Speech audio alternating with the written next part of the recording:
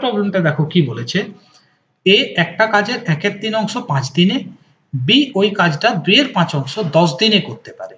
এ আর B যদি একসাথে করে তাহলে কত দিনে কাজটা সম্পূর্ণ করবে।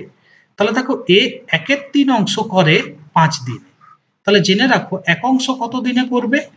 এই যে 5 আছে তাকে 1/3 দিয়ে ভাগ করে দিতে হয়, তার মানেই অ্যাকচুয়ালি 3টা উপরে চলে যাবে, মানে এটাকে 5 গুণ নিচে যেহেতু 1/3 দিয়ে ভাগ, ওটাকে উল্টে 3-1 দিয়ে গুণ করতে পারি, তাহলে 5×3 = 15।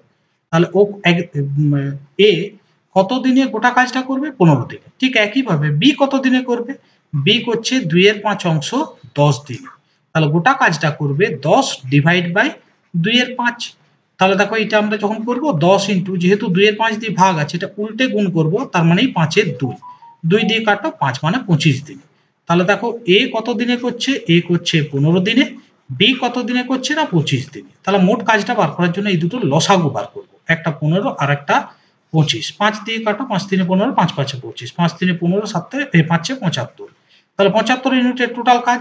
তাহলে দেখো আমরা যদি 75কে 15 দিয়ে ভাগ করি 5 পাবো, আবার 75কে 25 দিয়ে ভাগ করলে 3 পাবো। তার মানে এ প্রত্যেক দিন করে 5 ইউনিট আর বি প্রত্যেক দিন করে 3 ইউনিট।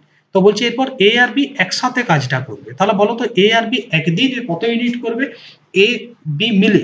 তাহলে এ করবে 5, বি করবে 3, তাহলে দুজনে মিলে করবে 5 আর 3 8 ইউনিট। এইটা হচ্ছে এক এক দিনে মোট কাজ। আর টোটাল কাজ কত, টোটাল কাজ হচ্ছে 75 ইউনিট। তাহলে 75 ইউনিট কাজ কত দিনে সময় লাগবে, 75/3 একদিনে, সরি 75/8, একদিনে করে 8 ইউনিট, 75 ইউনিট করবে 75/8।